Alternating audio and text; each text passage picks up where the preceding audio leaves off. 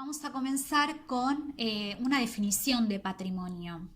Y la definición de patrimonio que encontré, que me parece la más, por así decirlo, fácil para estudiar, porque tampoco es muy complejo, ¿no? El patrimonio. Es decir, cuando yo te digo patrimonio, ¿a qué te hace referencia?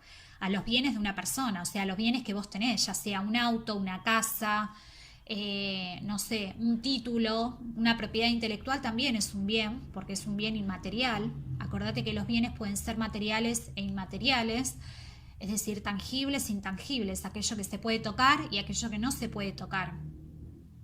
Una invención, una creación tuya también va a ser parte de tu patrimonio, una obra inédita, etc.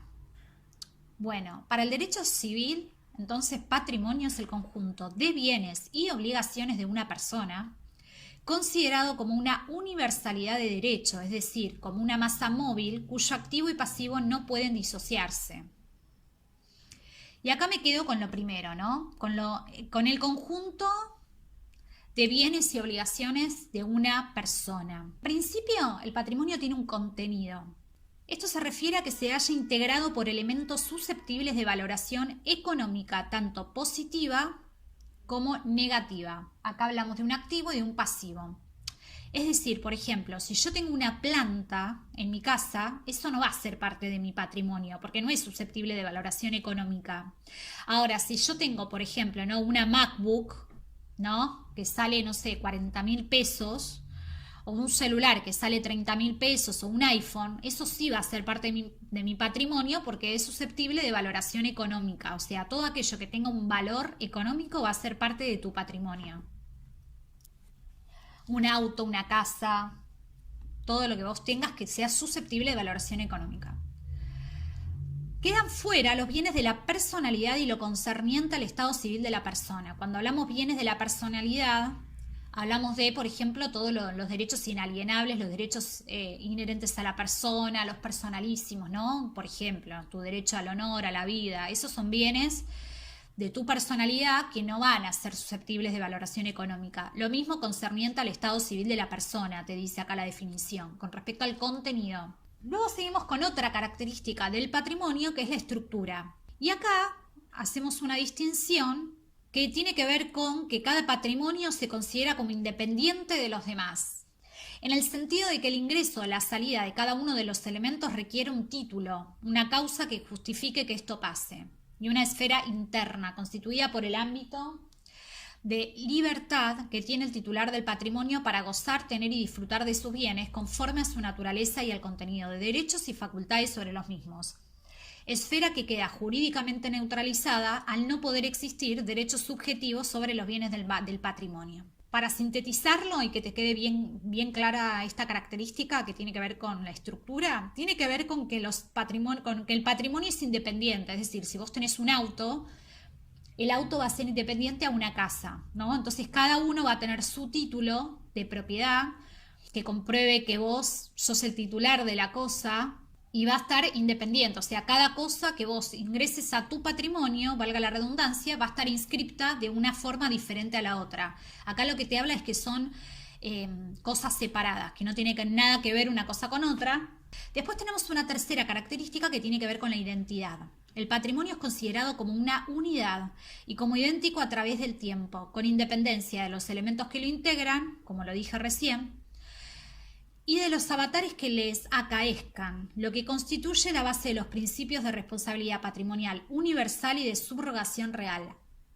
Esto básicamente lo que quiere decir es lo siguiente, que cuando hablamos del patrimonio de José, por ejemplo, en tu caso, ¿no? Para ponerte de ejemplo, hablamos de un conjunto, de una unidad, es decir, el patrimonio de José está compuesto por una casa, un auto, una moto, una bicicleta, etc. Eso como un conjunto. Ahora, si nos ponemos a analizar detalladamente, cada cosa dentro del patrimonio como una unidad va a estar diferenciada del resto. Y acá, cuando te hablo de los avatares que le acaezcan, ¿esto qué quiere decir? Que si un acreedor va contra una cosa de tu patrimonio, por ejemplo, tu casa, eso va a ser independiente de otra cosa de tu patrimonio, es decir, por ejemplo, de tu moto o de tu auto. ¿Cuáles son las funciones del patrimonio? El patrimonio tiene una doble función, de reconocimiento y de garantía. De reconocimiento con respecto a un ámbito de poder y libertad de la persona, función de la que nace el principio beneficium competentiae, esto es en latín. Pero esta palabra en latín tiene que ver con la sustracción de la acción de los acreedores, de lo estrictamente necesario para la subsistencia del individuo. Pero tiene que ver con eso, reconocimiento de un ámbito de poder y libertad a la persona. Esa es una función del patrimonio. Garantía respecto a terceros, pues el deudor responde de sus obligaciones no con su persona, sino con su patrimonio, presente y futuro. Esto es importante porque en realidad esto ya es obligaciones, porque acá te está hablando de que cuando hay una obligación por parte del, o sea, en realidad del incumplimiento de una obligación por parte del deudor, el acreedor va a ir no contra tu persona, o sea, lo que primero se ataca es el patrimonio de la persona, los bienes que tenga. Y después hay varios tipos de patrimonio, te voy a mencionar algunos tipos de patrimonio. Bueno, tipos de patrimonio. Por un lado tenemos el patrimonio personal, que se haya constituido por la masa de bienes, como dijimos anteriormente, activo y pasivo. Activos son los bienes que yo tengo tangibles. Pasivos son, por ejemplo, las deudas. Hay deudas que también son parte del patrimonio, ¿no? Entonces, patrimonio personal. Masa de bienes unida al titular en su condición de persona. Se considera este patrimonio personal como total y unitario. Patrimonio separado. Se entiende como un patrimonio separado a una masa patrimonial que pertenece a un patrimonio personal, pero del que se haya independizada por estar igualmente destinada a un fin específico. Precisamente en función de la naturaleza de este fin se distinguen los siguientes tipos de patrimonio separado. Tenemos dentro de patrimonio separado, tenemos patrimonio en liquidación y patrimonio del incapacitado. Patrimonio en liquidación tiene por objeto cuidar los intereses contrapuestos de los partícipes y de los acreedores, como por ejemplo la herencia y los alimentos. Y luego el patrimonio del incapacitado, pues cabe que la incapacidad no se extienda a todas las relaciones del sujeto, por lo que pueden coexistir dos masas patrimoniales del incapacitado, una bajo la administración del tutor y otra libre de ella. Acá te está hablando de las personas con discapacidad que requieren de un tutor para la administración de sus bienes y disposición de sus bienes. Entonces acá te dice que puede haber un patrimonio del incapacitado y por otro lado un patrimonio común. Bueno, estos serían los dos tipos de patrimonio dentro de del segundo tipo de patrimonio, que es el patrimonio separado.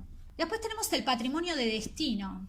Se trata de aquella masa de bienes, derechos y relaciones jurídicas cuyo titular se haya indeterminado, manteniéndose unido y confiado por la ley a un titular interino para su protección, mientras se produce la determinación del titular definitivo.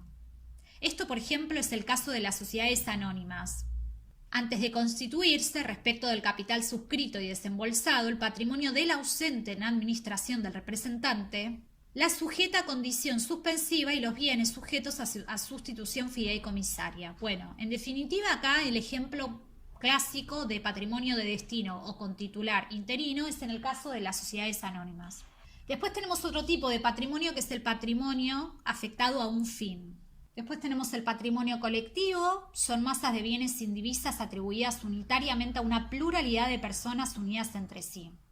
Por ejemplo, una compañía familiar, una sociedad, los bienes gananciales, eso sería un patrimonio colectivo, ¿no? Imagínate un matrimonio.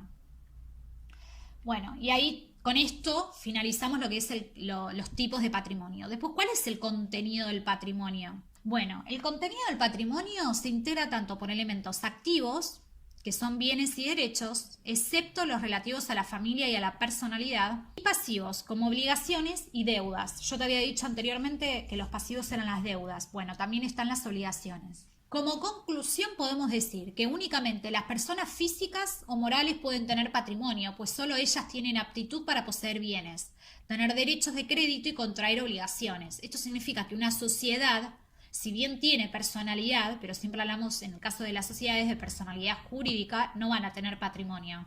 En cambio, las personas físicas sí vamos a tener patrimonio. Toda persona tiene necesariamente un patrimonio, aunque ella no posea actualmente bien alguno. porque acordate que el patrimonio también estaba compuesto por bienes pasivos que son deudas y obligaciones. O sea, por más de que vos no tengas casa propia, auto, lo que fuere, siempre vas a tener una obligación con alguien o una deuda o algo. Cada persona no tiene más que un patrimonio. Acordate que hablamos de la característica de que es una unidad el patrimonio. Por eso hablamos de un patrimonio, no de varios patrimonios. Ahora, dentro del patrimonio van a estar los bienes. Finalmente, el patrimonio es inseparable de la persona, no concibiéndose su transmisibilidad, porque sería como pensar en la transmisibilidad de la propia persona. ¿Se entiende esto? O sea, yo no te puedo transmitir mi patrimonio a vos, porque está ligado a mí. Es una característica de mi persona, no de la tuya. Como caracteres del patrimonio, que el patrimonio es una universalidad jurídica. Es único e indivisible. Es inalienable, ya que no puede existir sino en cabeza del titular, es decir, no te lo puedo transmitir. Es idéntico a sí mismo, no obstante las evoluciones de su contenido. Es idéntico a sí mismo. Tiene carácter universal. Es una consecuencia del carácter universal del patrimonio.